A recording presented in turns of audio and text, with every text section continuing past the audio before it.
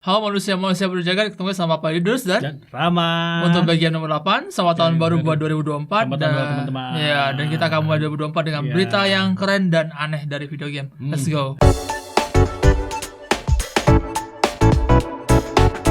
Oke, berita pertama datang dari gua. Kita langsung ngobrolin salah satu penghargaan paling kontroversial, bukan The Game Awards, tapi The Steam Awards 2023 gitu. Ini khusus buat Steam doang, PC. Kenapa kontroversial? Karena basically penghargaannya kan basisnya voting. Terus ternyata beberapa kategori yang menang itu dirasa tidak pantas. Karena memang absurd sekali pemenangnya gitu. Jadi ada dua buah game yang bisa dibilang memicu kontroversi untuk kategori ini, yaitu adalah di Red Dead Redemption 2 itu adalah The Labors of Love. Jadi Labors of Love itu khusus sebenarnya buat game-game yang didukung sama developer untuk waktu yang sangat lama, harusnya yang menang. Terus yang kedua adalah Starfield untuk Most Innovative Gameplay Award. Jadi game yang paling inovatif dari sisi gameplay. Nah, kenapa kontroversial? Karena Labor of Love ini untuk Red Dead Redemption 2 tidak cocok karena game ini sebenarnya udah ditinggali Rockstar sejak tahun 2021. Jadi 2021 kemarin Rockstar udah nggak mau lagi update RDR 2, termasuk RDR online-nya sendiri udah nggak dipakai sama sekali gitu. Ya. Nah, udah mati ya. Udah mati, online udah nggak diaktifin lagi. Bener-bener aneh. Terus untuk si Starfield juga aneh karena dia dapat most inovatif, sementara di Steam sendiri reviewnya tuh mostly negatif gitu. Terus juga diomongin sama orang banyak. Banyak yang ngeluh kalau gameplaynya tuh ternyata membosankan. Gitu. Tapi ya memang tidak bisa dihindari karena ini memang pemenangnya berbasis voting. Jadi semuanya pure voting gamer Steam, tidak ada campur tangan dari Valve. Jadi ya mau nggak mau ya semua berdasarkan popularitas atau dalam tanda kutip di sini bisa jadi karena satir para fans gitu. Jadi mereka mau ngejek RDR 2.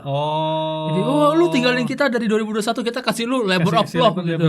Biar lu malu gitu. Astaga. Starfield juga gitu. Jadi lu enggak bosenin. Bentar, ini ada kesannya satir atau emang satir? Gue penasaran nih jadinya nih. Jadi ada kesannya sih satir, antara satir atau malas gitu. Jadi ada kemungkinan juga yang milih ya taunya cuma game-game populer. Jadi mereka cuma pilih game mana yang paling populer ya. Ya udah pilih sembarang gitu. Karena kan aneh ya. Ini kan base-nya voting, tapi kok di kategori ini yang menang ada Red Dead Redemption yang sudah lama nggak didukung gitu sama Rockstar. Terus Starfield, gue aja belum nyentuh loh. Sama, gue juga udah 5 jam pertama gue udah nggak kuat main, saking bosan. Jadi ya gimana gitu, tapi ya kenyataannya memang demikian. Ya ini membuktikan juga kalau semua penghargaan yang basisnya voting itu hasilnya tidak bisa dipertanggungjawabkan. Jadi kalau TGA kemarin itu pemenangnya adalah ya yang sudah seharusnya berarti karena sudah ada penjurian gitu loh. Kategori TGA pun kalau misalnya ada voting itu kalau terlalu dekat mungkin terlalu dekat baru bisa menang gitu. Oke, berita kedua, Modder kerjakan mode offline untuk The Day Before. Masih belum mati di game gitu loh. Jadi ya game scam kemarin udah ditinggalin developernya. Sudah ditinggali publishernya bahkan ya. Publishernya juga udah angkat tangan.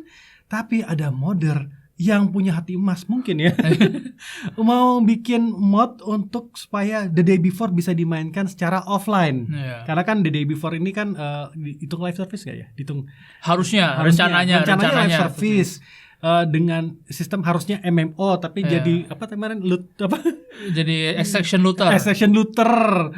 Nah, tapi mungkin modder ini melihat ada potensi sebenarnya di gamenya, atau mungkin mau memperlihat gamenya sejelek apa. Ini cuma mungkin aja ya guys ya, bukan mungkin. Kalau kalian suka sama gamenya ya suka, walaupun tapi ya memang servernya memang bakal mati bulan depan. Jadi semua gamer yang udah beli original tanpa mod ini nggak bisa bakal main lagi gitu. Tapi gue penasaran ya, ini kan offline ya. Akan masih dilempar nggak di Steam nanti itu yang gue nggak bisa, udah nggak dijual dia. Berarti ini cuma khusus buat yang sudah beli dan tidak refund gitu. Tidak refund, which is mungkin akan sepersekian orang yang bisa karena ya kebanyakan orang gue lihat konten kreator beli untuk coba kemudian di refund.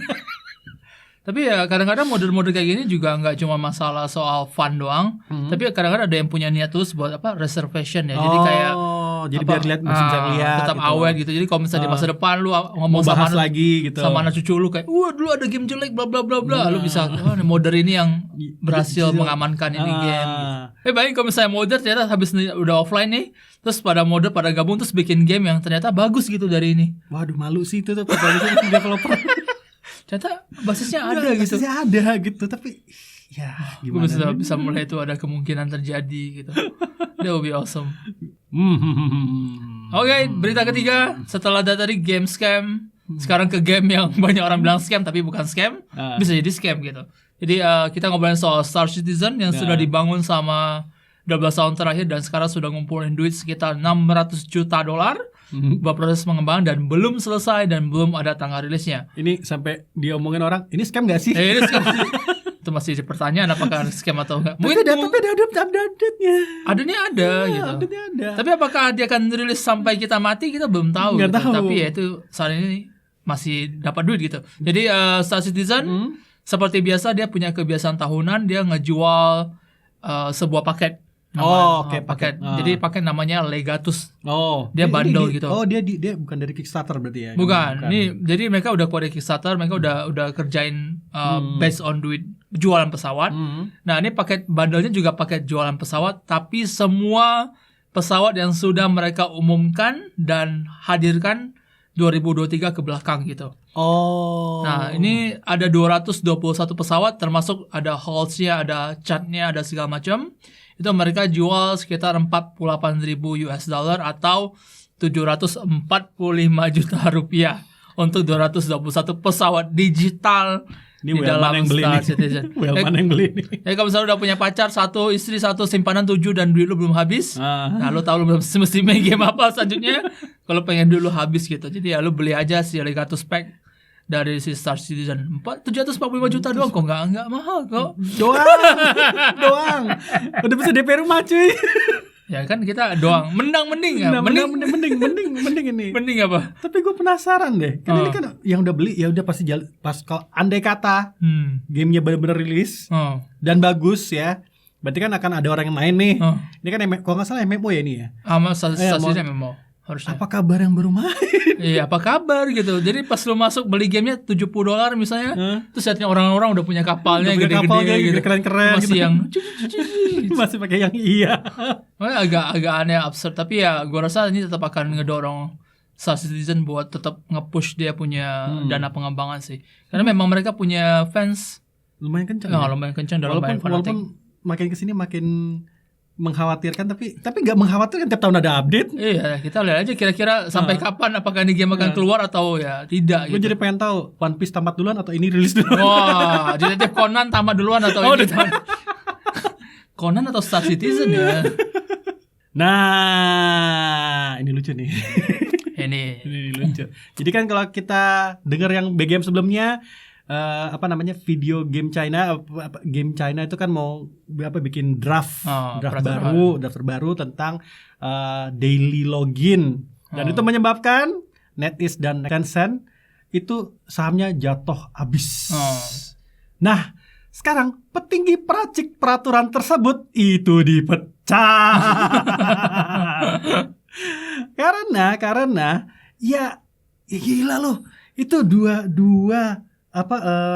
perusahaan yang ngasih duitnya lumayan, dan China tuh katanya lagi melambat ya ekonominya. Kalau misalnya ada beginian, mereka panik dong. Sedangkan Tencent sama NetEase tuh lagi kenceng-kencengnya. Kenceng banget. Kalau misalnya sahamnya jatuh segitu, lu ngapain sih gitu? Kenapa lu bikin begini? Akhirnya ngedrop abis, sekarang dipecat. Saya ngedropnya juga nggak main. Jadi katanya cuma ngobrolin soal draftnya doang itu udah bisa pangkas nilai kapitalnya sampai $80 miliar US dollars.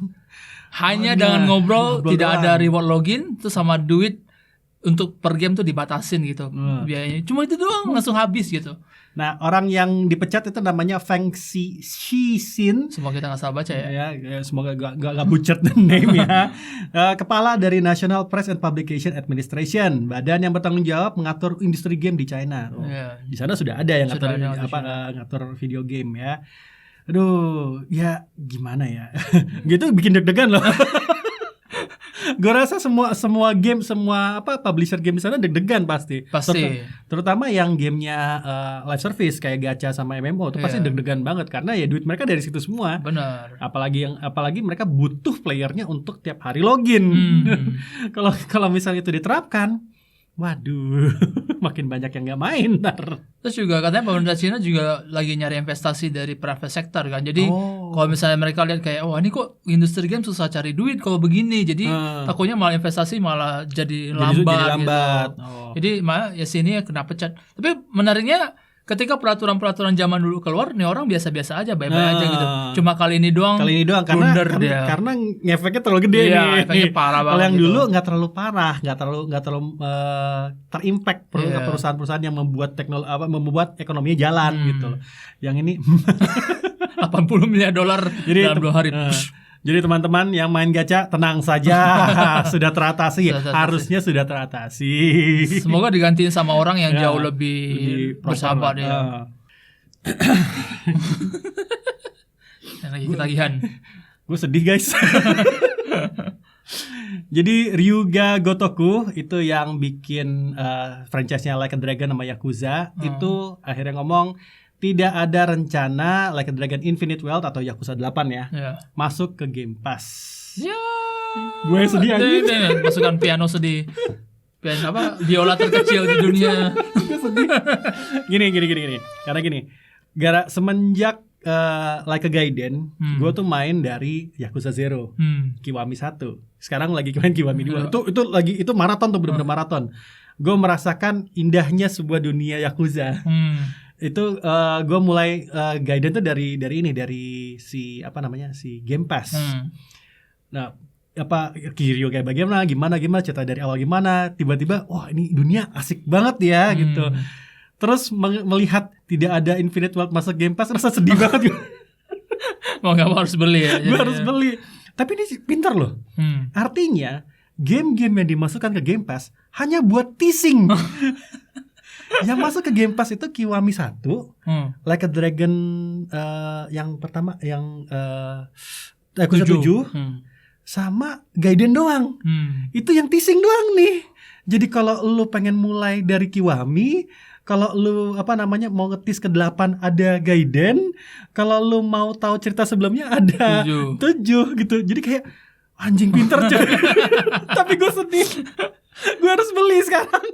Tapi kenapa mereka mesti keluar ini statement? Karena si Microsoft sama Sega itu emang terkenal lumayan deket gitu. Jadi kayak nggak cuma soal Like a Dragon kayak Persona segala macam kan langsung masuk Game Pass kan. Iya. Jadi ya dia orang mungkin langsung berharap, wah Sega sama Microsoft lagi nih gitu. Infinite Wealth bakal day one gak ya? Ternyata enggak. Ya tidak. Jadi ya lu bahkan tidak ada rencana masuk. Tidak ada rencana dalam waktu dekat. Kalaupun ada mungkin 3 tahun lagi gitu saat gamenya sudah mulai turun baru masuk mungkin.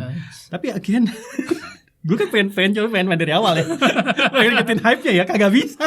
Mesti beli berarti ya. Mesti beli gue. Aduh, bener-bener masih ada 345 gue. Skip aja udah, langsung main 6 78. Di sisi lain developer Ryuga Gotoku ini itu punya pengumuman besar di 2024. Ini kan tahun naga ya. Tahun naga. Jadi mereka juga sudah punya persiapan mau menyambut tahun naga 2024 ini. Ada sesuatu yang besar mau diluncurkan. Bukan luncurkan, announce. Di announce. Gua yang sudah terjerumus ke dunia Yakuza Like a Dragon ini, anjir apa lagi nih mau dikasih gitu. Karena jadi cukup excited dengan berita ini karena ya guys, kalau belum main Yakuza mainlah. Tapi kalau dari gue perspektif malah gue tidak mau ini jadi Yakuza atau Like a Dragon gitu. Karena menurut gue udah saatnya kayak dia mulai kembali ke Judgment. Iya Judgment. Atau kalau mimpi terbesar gue, lu misalnya gue gini, gue selalu merasa kalau ini ada developer yang lu tahu Tetsuya Onizuka gak sih? Oh iya tahu. Gue merasa kalau dia tuh bisa bikin game adaptasi GTO dengan sangat-sangat baik. Kalau lihat dari ini ya Yakuza ya. Terus dia juga di zaman dulu dia peradaptasi si Tinju Bintang Utara. Ada gamenya juga dia. Hakuto no Ken. Jadi ya kita nggak tahu kira-kira announcement-nya apa. Tapi gue pribadi sih berharap bukan Like a Dragon. Sementara lu berharap Like a Dragon. Tapi ingin apapun yang dibikin Yuga Gotoku sekarang tuh kayak menarik buat gue. Jadi gue bisa melihat walaupun banyak hal yang kurang dari gamenya, tapi satu hal yang sangat menarik dari racikan Yuga Gotoku itu adalah dramanya. Oh, cerita dramanya imba. Wah men, dramanya adiktif banget. Serius absurd gitu. Waduh. Jadi gue penasaran gitu, ada apa lagi nih? Dan dia emang aditif banget sih kalau dia aditif. Dan karena cerita lu masuk karena ceritanya, terus tradiksi karena gameplaynya jadinya. Tapi ya kita lihat 2024. Lu mesti main judgment berarti. Gue harus main judgment sih. Oke, berita terakhir dari gua. Jadi kalau misalnya lu ngikutin video game, harusnya lu udah tahu namanya game bajak lautnya Ubisoft, Skull and Bones yang udah berapa kali ditunda. Bukan game bajakan ya, game bajak laut. Game bajak laut, bukan game bajakan. Namanya Skull and Bones. Jadi mereka udah berapa kali tunda dan akhirnya mau keluar tahun ini. Nah, ternyata menariknya karena dia soal bajak laut dan soal ya maritim segala macam. Mereka ngerti kalau kita adalah negara pelaut gitu, Indonesia di masa lalu. Nah, terus ternyata ada faksi buat negara-negara kayak Indonesia gitu. Dan kita punya Shanty. Shanty itu terjemahannya apa ya? Kayak nyanyian pelaut. Nyanyian pelaut apa sih namanya? Aduh gue lupa. Enggak ada ya? Enggak ada kayaknya Shanty. Ya pokoknya kalau yang tahu coba tulis di komen. Tapi ya semacam sejenis nyanyian dinyanyiin para pelaut ketika berlayar lah gitu. Nah, ternyata di nyanyian ini ada yang memang pure bahasa Indonesia dengan lafal yang jelas. Jadi kemungkinan mungkin mereka nyewa orang Indo buat nyanyi atau segala macam. Tapi bukan yang Yoho gitu, bukan kan? Bukan, ntar lu kasih contoh, gue kasih contoh sekarang. Jadi lu bisa dengar. Which is liriknya lumayan aneh juga, jadi lu bisa dengar. Dia lebih keras, kamu pemalas, kamu berdusta, dasar pembohong. Dia lebih keras, kamu pemalas, kamu berdusta, dasar pembohong. Kamu pemalas, kamu pemalas, bekerja lebih cepat, kamu pemalas, kamu berdusta, dasar pembohong. Nah, lu bisa lihat dengar kalau misalnya itu memang kualitas Indonesia banget. Nah, itu bisa lu temuin di Skull and Bones gitu. Nah, kita nggak tahu siapa yang handle lagunya dan segala macam, tapi ya ini memang dikerjainnya sama Ubisoft Singapura. Ubisoft Singapura. Jadi mungkin mereka kenal tahu Indonesia tuh zaman dulu Indonesia negara maritim loh, jadi kenapa bisa nggak masuk gitu. Jadi kalau misalnya lu tertarik nyobain bajak laut Indonesia ya cobain Skull and Bones. Jadi kita mungkin nanti jadi viral juga di TikTok. Gara-gara nyanyian ini. Gara-gara nyanyian namanya apa si Shanty banyak bapak viral banget di TikTok sering. Oh iya. Sering banget apa si Shanty viral di TikTok tuh. Ya karena mungkin catchy kali ya di kupingnya gitu. Jadi ya mungkin apalagi untuk orang SEA minum sambil minum enggak ya. Oke, jadi itu adalah bagian 8 berita pertama untuk tahun 2024. Gue sama si Rama juga pengen ngucapin selamat tahun baru 2024. Semoga tahun menarik buat kita semua. Tahun naga ini. Tahun naga ya. Tahun naga. Juga Gotoku. Semoga fun, semoga tahun yang baik buat kita semua. Semoga jadi buat gamer juga banyak game keren yang bisa kita tahun lalu udah gila banget. Tahun ini semoga tidak cool down. Semoga tetap gila. Tetap gila, at least memberikan suatu hal yang yang bisa diekspektasikan sama kita, yang di-hype-kan sama kita. Jadi ya asik lah gitu ngikutin tahun ini juga. Saya kira ya demikian ya. Semoga tahun 2024 juga kita bisa konsisten ngasih lu BGM setiap minggunya. Okay guys, thank you. See you on the next video. Pak Idus, Rama, bye-bye. See you next video. Dadah.